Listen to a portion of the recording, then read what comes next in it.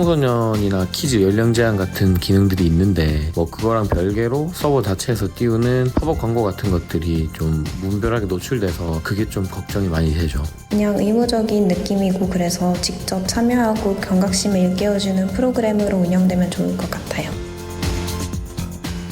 안녕하십니까. 시사투데이 울산 이지향입니다. 기술 통신이 발달하면 범죄 유형도 함께 진화한다는 사실 참 마음을 씁쓸하게 만드는데요. 디지털 성범죄라는 용어가 새롭게 등장했듯이 성범죄도 날이 갈수록 기상천외한 방식으로 확대되고 있습니다. 특히 인터넷 매체에 친숙하고 SNS 사용이 활발한 10대 청소년은 심각성을 깨닫지 못한 채 디지털 성범죄 가해자나 피해자가 될 위험성이 큽니다. 그런데 공교육의 중심인 학교에서는 청소년들의 이런 성 관련 문제를 얼마나 잘 지도하고 예방하고 있는 걸까요? 일부 전문가와 학부모들 사이에서는 환경도 고민거리도 달라지고 있는데 정작 학교 성교육은 과거 방식 그대로 머물러 있다. 이런 지적이 나오고 있습니다. 오늘 집중 인터뷰 시간에는 울산 청소년 성문화센터 김수지 센터장 전화 연결해서 달라지는 청소년 성범죄 유형도 살펴보고요. 여기에 맞춘 학교 성교육 개선 필요성에 관해서도 이야기 나눠보겠습니다. 이어서 일상 속 과학 이슈와 이론을 친절하게 소개해드리는 과학 포커스 시간도 마련돼 있습니다. 계속해서 함께해 주십시오.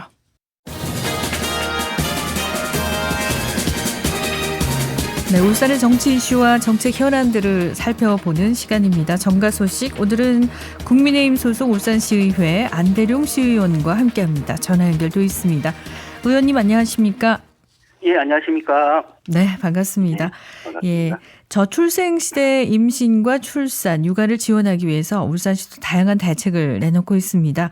그런데 지원을 받을 수 있는 창구가 너무 분산돼 있어서요. 혼란이 있다, 이런 목소리가 나오고 있는데 최근 의원님께서도 울산시에 이런 부분을 지적하셨죠?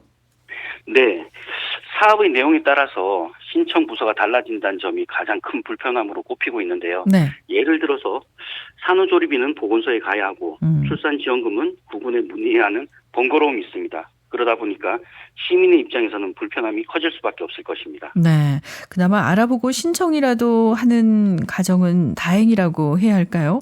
어떤 혜택이 있고 또 뭘 어디에서 신청해야 하는지 전혀 모르는 경우도 많다고 하죠? 네, 예를 들어서 시청 홈페이지에 나와 있는 내용을 살펴보면 네. 분야별 정보 메뉴를 클릭하면요. 복지 분야에서 출산 지원을 찾을 수 있습니다. 여기를 클릭하면 출산 지원, 첫 만남 이용권, 보육료 지원 등에 대한 내용 등이 나와 있는데요. 하지만 이건 지원 사업의 일부에 불과합니다. 분야별 정보 메뉴에서 보건, 건강 부분에는 건강도시라고 하는 내용을 클릭하면요. 모자보건 사업에서 지원하는 임신, 사전건강관리 지원부터 난임부부 시설비 지원 사업, 산후조리비, 그리고 산모 신생아 건강관리 지원 서비스 등이 있습니다. 이렇게 찾다 보니 번거롭기도 하고 숨어있는 메뉴까지 찾아가면서 신청하기에는 아무래도 큰 어려움이 많겠죠. 그렇군요. 이렇다 보니까 몰라서 놓치거나 아니면 절차가 번거로워서 신청을 포기하는 경우도 적지 않은데요. 예산과 지원책이 마련돼 있는데도 대상 부모들로부터 외면받는다니까 이건 좀 상당히 안타까운 현실이 아닐까요? 예, 맞습니다. 정말 안타깝습니다.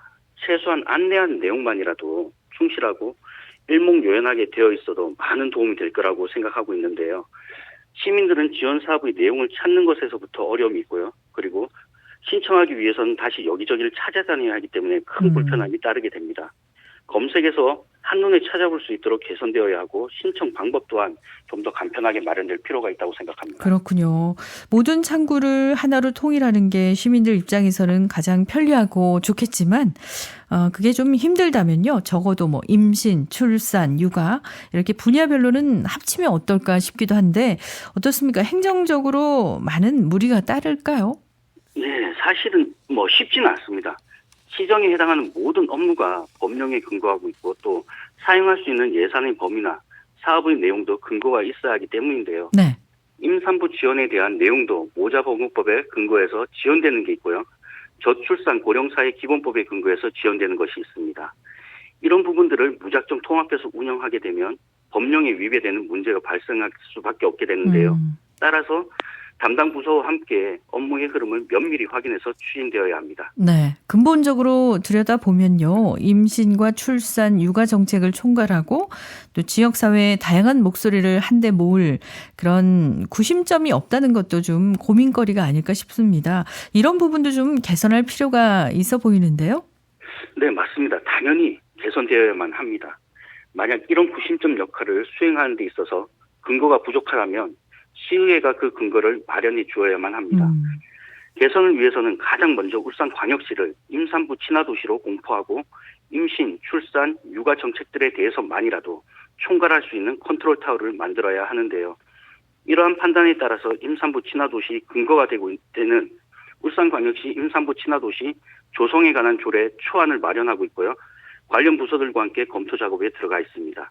검토가 끝나는 대로 전국 최초의 임산부 친화도시를 공포할 수 있을 것이라고 기대합니다. 네, 의원님도 자녀가 있는 그런 입장인 만큼 시민들의 불편에 더 공감하지 않을까 싶습니다. 임신, 출산, 육아를 효율적으로 지원하기 위해서 앞으로 시의회 차원에서 어떤 노력을 이어갈 예정인지 끝으로 마무리 좀 해주시죠. 네, 무척 공감하고 있고요. 그리고 우선 임산부 친화도시 조성에 관한 조례 제정을 마무리할 생각입니다. 그리고 그 이후에 임신, 출산, 육아 관련 지원 사업의 컨트롤 타워로서 시가 충분한 역할을 하고 있는지 감시를 하고요. 네. 시민들의 목소리에 귀 기울여서 부족한 부분과 불합리한 부분들을 지속적으로 개선해 나갈 것입니다. 전국 최초의 임산부 친화도시로 자리매김할 수 있도록 최선을 다해 노력하겠습니다. 네, 오늘은 분산돼 있어서 혼란과 불편이 큰 울산시의 임신, 출산, 육아 지원 창구를 일원화해야 할 필요성에 대해서 짚어봤습니다. 정가 소식, 지금까지 국민의힘 소속 울산시의회 안대룡 시의원과 함께했습니다. 오늘 말씀 감사합니다. 예, 감사합니다.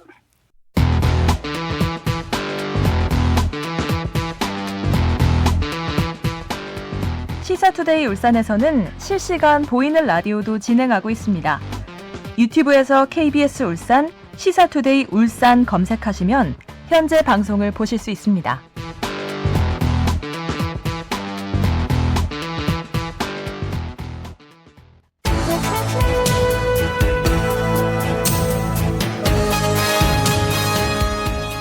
네, 울산의 이슈와 인물의 한 걸음 더 깊게 다가서는 시간입니다. 집중 인터뷰. 몇 년 전 국민들을 충격에 빠뜨린 N번방 사건 기억하실 겁니다. 이후에 청소년을 대상으로 한 디지털 성범죄는 사회적으로 큰 문제거리가 됐는데요. 그런데 정작 학교에서 이루어지는 성교육 체계는 얼마나 달라졌을까요? 울산 청소년 성문화센터 김수지 센터장과 자세한 이야기 나눠보겠습니다. 전화 연결돼 있습니다. 센터장님 안녕하십니까? 네, 안녕하세요. 울산 지역의 건강한 청소년 성문화를 위해 노력하고 있는 울산 청소년 성문화센터의 김수지입니다. 네, 반갑습니다. 디지털 성범죄 이제 하나의 명사처럼 굳어져 버렸는데 실제로 학생들 사이에 성폭력과 성범죄도 갈수록 진화하고 있는 추세죠? 어떻습니까? 네. 우리 센터는 그 과잉 성행동 또는 학교 폭력 중 성 관련 사안이 일어난 학생을 대상으로 교육 상담을 진행하고 있는데요. 네.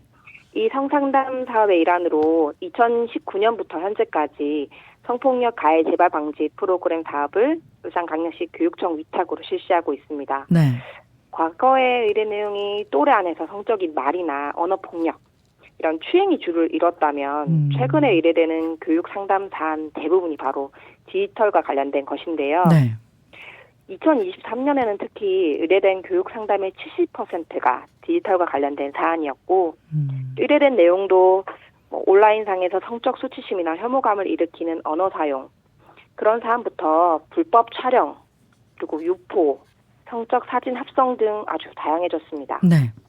아무래도 디지털 매체를 다양하게 이용하고 있고 손쉽게 접하는 디지털 세대의 특징 때문에 이러한 디지털 성범죄가 두드러지게 나타나는 걸로도 볼 수 있을 것 같습니다. 그렇군요. 이럴 때일수록 중요한 게 제대로 된 교육이 아닐까 싶은데요. 지금 울산 지역 일선 학교에서 성교육은 어떤 식으로 이루어지고 있나요? 울산광역시는 15시간의 양성평등 교육을 추진하고 있는데요. 그중에 양성평등 교육 2시간, 성교육 6시간은 대부분 교과 연계로 운영하고 있고요. 그 외에 디지털 성폭력 예방교육 1시간을 포함한 성폭력 예방교육 6시간, 성매매 예방교육 1시간으로 구성되어 있습니다. 네. 다만 제가 좀 우려되는 지점은 교육과정 연계가 가능하다는 방침 아래 수업 시간 중에 교사나 보건교사가 교과 수업 중의 일부를 성교육과 연결하여서 교육을 진행하고 있다는 것입니다. 그렇군요. 요즘도 성교육 전문가가 아니고 뭐 보건교사나 일반 교사가 대부분 교육을 담당하고 계시군요. 아무래도 전문가에 비해서 좀 여러 면에서 공백이 생길 수밖에 없겠죠. 어떻습니까? 제가 생각하는 가장 큰 문제는 교육부에서 제시하는 성교육에 대한 표준안이 별도로 부재하다는 거예요. 이렇게 가이드가 없다 보니까 교사나 보건교사의 재량으로 온전히 이 일을 담당해야 하는데 네. 교사의 역량으로 성교육을 진행한다면 당연히 교육의 수준도 천차만별이 되겠죠. 그리고 아무래도 성교육 영역에 그들이 전문가는 아니다 보니까 소극적으로 교육이 이루어지지 않을까 하는 점이 좀 우려스럽습니다. 그렇군요. 아직도 요즘에도 그런 표준안이 없다는 건 좀 믿기 힘든데요.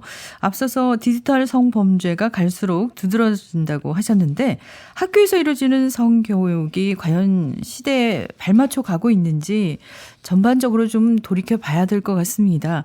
센터장님 생각은 어떠신가요?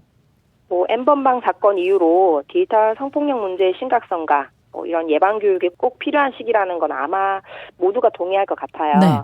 2023년에 발표한 청소년 건강 행태 조사에 따르면 스마트폰에 과의존 경험이 있다는 청소년이 28% 정도인 것으로 보고하고 있는데요. 네. 사실 이런 조사 아니더라도 스마트폰에 진짜 집착하는 아이들 어디서나 볼 수 있죠. 중독이죠.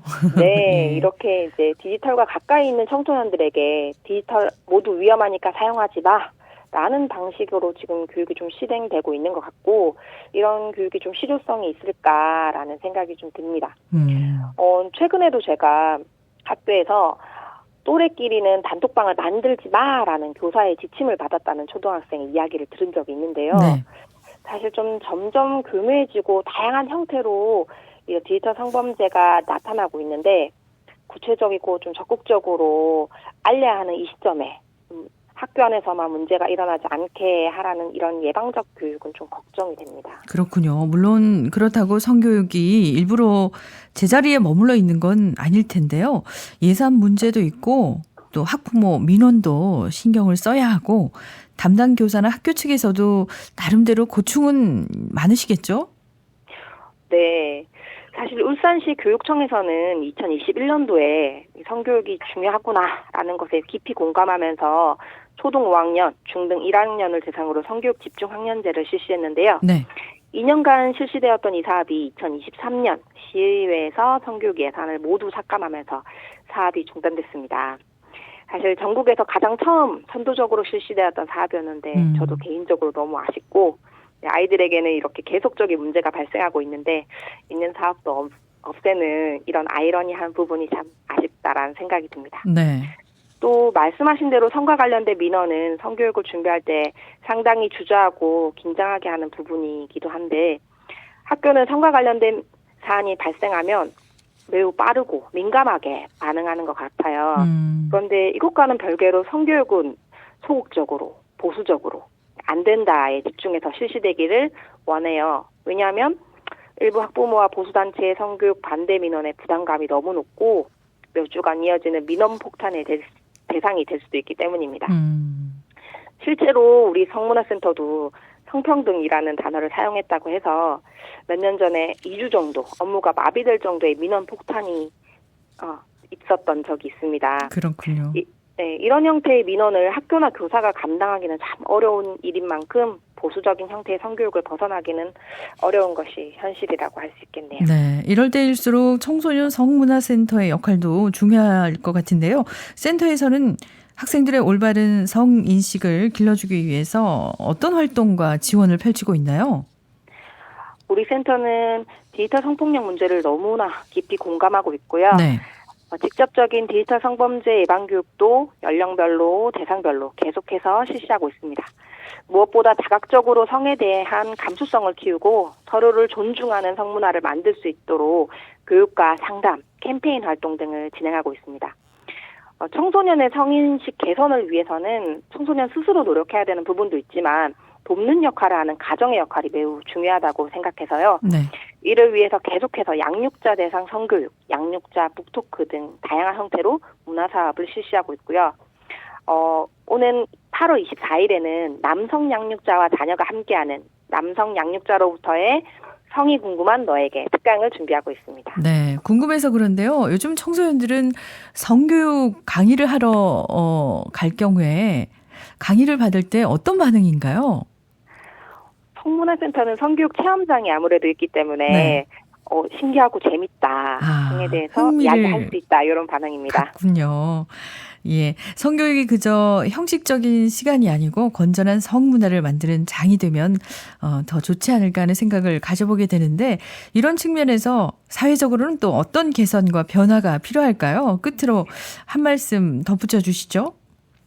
올해부터 전국에 있는 청소년 성문화센터가 9월 4일을 성교육의 날로 지정해서 한국 사회 청소년의 성건강 이슈 그리고 성교육의 중요성을 확산하자는 계기로 삼으려고 합니다. 네. 왜냐하면 성교육은 개인의 삶에 그리고 사회를 영위해 나가는데 매우 중요한 역할을 그렇죠. 하는데요. 네, 이전까지는 숨기고 부끄럽고 이렇게 디지털 성범죄처럼 이슈가 나타났을 때 비로소 실시되는 예방적 목적을 가진 성이 아니라 우리의 삶 전체를 돌아보고 함께 조화롭게 살아가는 사회를 만들기 위해서 모두를 위한 성교육 그리고 서로를 잇는 성교육이 될 수 있도록 또 많은 관심과 지원도 부탁드리겠습니다. 네, 학생들의 건강한 가치관을 형성하는데 바른 성교육은 큰 역할을 하죠. 그런 만큼 시대에 맞게 또 보다 실질적인 효과를 거두는 방향으로 나아가야 될 것 같습니다. 집중 인터뷰 오늘은 달라지는 청소년 성범죄 유형에 맞는 학교 성교육 개선 필요성에 대해서 이야기 나눴습니다. 울산 청소년 성문화센터 김수지 센터장과 함께했습니다. 좋은 말씀 감사합니다. 네, 감사합니다.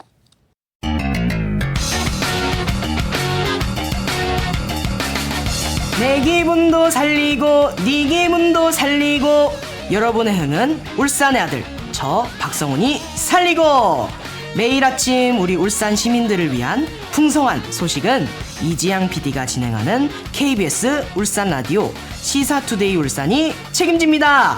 매일 함께 해주세요.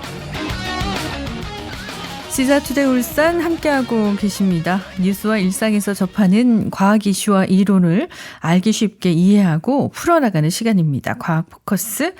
오늘은 유니스트 에너지화학공학과 오태훈 교수와 함께합니다. 전화 연결도 있습니다. 교수님 안녕하십니까? 네, 안녕하세요. 네, 반갑습니다. 날이 갈수록 친환경 에너지인 태양광이 주목받고 있는데요. 최근 유니스트에서 태양전지와 관련한 훌륭한 연구 성과가 발표됐다고 하던데 어떤 내용인가요? 네, 맞습니다. 이번에 저희 유니스트에서 값싼 주석 염화물로 페로브스카이트 태양전지의 안정성을 높이는 방법을 발견했습니다. 네. 태양전지, 저희에게는 좀 태양광 발전이라는 용어로 더 친숙할 것 같은데 네. PD님은 혹시 페로브스카이트라는 단어 들어보신 적 있으신가요? 글쎄요. 페로브스카이트 발음하기도 좀 쉽지 않네요. 처음 들어봅니다. 네, 용어가 좀 많이 어렵습니다. 네. 이제 페로브스카이트는 태양전지 종류 가운데 하나라고 보시면 되는데요. 이제 우선 태양전지라는 것은 태양의 빛, 즉 태양광을 전기로 변환하는 장치입니다. 그래서 태양전지의 핵심은 빛을 흡수해서 전자가 자유롭게 이동할 수 있도록 하는 반도체 재료가 이제 핵심입니다. 네. 이때 생성된 전자는 전기장에 의해서 이동을 하면서 전류가 흐르게 되는 거죠. 그래서 따라서 보통 이제 태양전지를 분류할 때는 이 가장 핵심되는 반도체 소재에 따라서 나누곤 합니다. 네. 그렇다면 태양전지에는 어떤 소재가 가장 많이 쓰이나요? 네, 우선 현재 가장 널리 사용되는 소재는 실리콘입니다. 우리가 이제 흔히 반도체 하면 떠오르는 주 재료가 실리콘이죠. 네. 그래서 실리콘 태양전지는 상당히 오랜 기간 활용되고 있고 그만큼 안정성도 높고 효율도 높아서 상용화되어 있습니다. 네. 저희가 주변에 보이는 건물 위에 설치되어 있는 태양광 장비들 보시는 거 전부 실리콘 태양전지라고 생각하시면 되겠습니다. 네. 문제는 이제 기존 실리콘 같은 경우에는 제조 과정이 좀 복잡하기도 하고 제조 과정에서 에너지 소모가 많습니다. 따라서 이보다 좀 더 값싸고 쉽게 만들 수 있는 태양 전지에 대한 연구가 많이 되고 있었지요. 네, 그러니까 이번에 유니스트에서 다른 태양 전지 소재를 어떻게 하면 잘 활용할 수 있는지를 연구해낸 거군요. 네, 정확합니다. 그래서 연구팀은 우선 단순 실리콘이 아니라 페로브스카이트라는 태양 전지를 활용했습니다. 단어가 좀 많이 어렵긴 한데요. 네. 이게 러시아 과학자인 페로브스키의 이름을 딴 거라 가지고 좀 용어가 그렇습니다. 그렇군요. 그래서 여튼 중요한 부분은 이 페로브스카이트 태양 전지는 기존 실리콘과 비교했을 때는 더 저렴한 재료를 활용할 수 있고 네. 제조 공정이 훨씬 간단하다는 겁니다. 그만큼 효율도 높이 끌어올 수 있는 잠재력이 있고 또 지속 가능한 에너지 생산에 기여할 여지가 많이 있습니다. 네. 그리고 뭐 이런 효율뿐만 아니라 페로브스카이트는 이제 가볍고 유연한 기판에 적용을 할 수 있다는 장점이 있어서 아무래도 설치나 운송에도 더 이점을 주고요. 투명한 태양광 뭐 이런 것들도 만들 수 있습니다. 또 마지막으로는 이제 기존 실리콘과 결합을 해서 이중접합 태양전지라는 것도 만들 수 있는데 요거는 아마도 이론치보다도 더 높은 효율을 얻을 수 있어서 차세대 에너지 솔루션으로 좀 많이 주목받고 있습니다. 네, 러시아 사람의 이름을 땄다고 하셨는데 그럼 페로브스카이트 태양전지 자체는 이미 개발이 돼 있던 상황이었던 거죠? 네네네, 맞습니다. 이제 유니스트에서는 이 페로브스카이트 자체를 만들었다기보다는 이 페로브스카이트 기반의 태양전지를 상용하기 위해서 안정성 문제가 있었는데 그 네. 부분을 좀 해결했다고 볼 수 있습니다. 그래서 이번 연구의 주요 성과는 첫째로 페로브스카이트 태양전지의 안정성을 개선하였고 또 두 번째로는 대대적으로 생산할 수 있는 기술. 아무래도 이 안정성이 되게 값싼 원료인 주석 염화물을 활용해서 개선이 됐다 보니까 크게 많이 만드는 데 활용할 수 있다라는 점이 좀 주목해 볼 만합니다. 그래서 결론적으로 말하자면 페로브스카이트 태양전지의 상용화 실마리를 풀었다. 이렇게 생각하시면 되겠습니다. 네, 대단합니다. 그렇다면 이 조만간 페로브스카이트 태양전지를 우리 일상에서도 만나볼 수 있는 건가요? 아쉽게도 그렇지는 않습니다.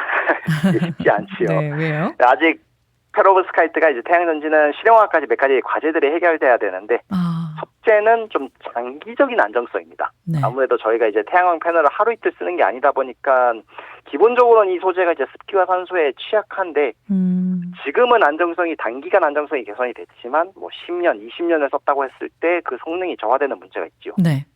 또 두 번째는 기본적으로 요 페로브스카이트 같은 경우에는 납성분을 포함하는 경우가 많은데 이제 납성분 자체가 환경과 안정 측면에서 굉장히 좀 유해합니다. 네. 그래서 이런 문제를 이런 납성분의 리킹 문제 이제 흘러나가는 문제를 좀 해결하는 것 또한 필요합니다. 또 마지막으로는 이 공정 자체가 이걸 상용화하는 게 실제로 좀 경제적 가치가 있는가. 상대편이라 할 수 있는 실리콘 대비 더 좀 가격을 떨어뜨릴 수 있는가 하는 그런 문제도 좀 생각을 해봐야 되죠. 네. 그래서 이처럼 좀 한 기술이 저희의 삶 속까지 들어오기까지는 좀 많은 시간과 노력이 필요합니다. 그렇군요. 하지만 아무래도 요 페로브스카이트 태양전지 연구는 빠르게 진행되고 있기 때문에 앞으로 몇 년 안에 이런 문제들이 해결이 된다면 상용화 가능성이 대단히 높다고 좀 전망하고 있습니다. 네, 이미 두 가지 측면에서 큰 산을 넘은 셈이니까 후속 연구도 활발하게 진행돼서 더 안전하고 효율적인 태양전지가 출시되기를 또 기다려 보겠습니다. 과학 포커스 오늘은 최근 유니스트에서 태양전지 효율과 안전성을 높이는 기술을 개발했다는 소식 전해드렸습니다. 지금까지 유니스트 에너지화학공학과 오태훈 교수와 함께했습니다. 오늘 말씀 감사합니다. 네, 감사합니다.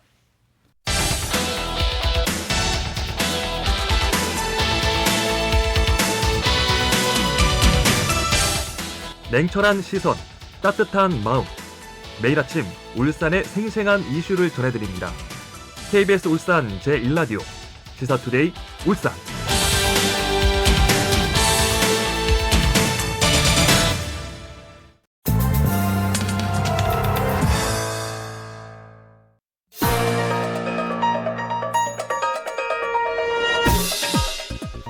오늘의 브리핑입니다. 지난해 6월 엔데믹이 공식 선언된 지 1년여 만에 코로나19가 전국적으로 재유행하고 있습니다. 울산시에 따르면 코로나19 입원 환자가 지난 6월 말 2명에서 지난 13일 기준 27명으로 한 달 사이에 13배나 늘었습니다. 여름 휴가와 학생들의 방학이 끝난 이달 말부터 다음 달 초까지도 직장과 학교를 중심으로 확진자가 늘어날 우려가 있어서 걱정스러운데요. 그런데 문제는 코로나19에 감염됐을 때 어떻게 해야 할지 혼란스럽다는 겁니다. 정부는 지난해 8월 말 코로나19 감염병 등급을 가장 낮은 단계인 4급으로 전환했습니다. 코로나19 확진으로 인한 격리 의무도 사라졌습니다. 이 때문에 원칙적으로는 코로나19에 걸려도 직장인들은 출근을 해야 하고 학생들은 학교에 가야 합니다. 코로나19의 재확산 분위기 속에 감염병 대응을 위해 상병수당 등을 도입해서 아프면 쉴 권리를 제도화해야 한다는 주장이 나옵니다. 상병수당은 업무와 관련 없는 질병이나 부상으로 일하지 못할 때 쉬면서 치료에 집중할 수 있도록 소득을 지원하는 제도입니다. 감염병은 유행 초기가 중요할 수밖에 없습니다. 증상이 있는데도 쉬지 못하고 출근하면 병을 계속 옮길 수 있습니다. 코로나19가 처음 유행할 당시 상병수당이나 공공의료 개선 방안이 공론화됐던 기억 있습니다만 지금은 이렇다 할 논의조차 없습니다. 아프면 쉴 수 있도록 하는 든든한 제도적 장치가 마련된다면 예상치 못한 감염병이 퍼졌을 때 사회 공동체 안전도 조금 더 확실히 보장될 수 있지 않을까요? 기업체와 보건당국의 진지한 고민이 필요해 보입니다. 이상 오늘의 브리핑이었습니다.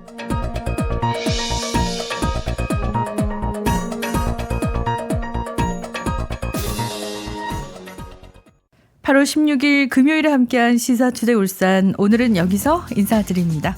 지금까지 기술의 황건일, 작가 최영은, 연출 진행의 이장이었습니다. 월요일 아침 8시 30분에 오겠습니다. 고맙습니다.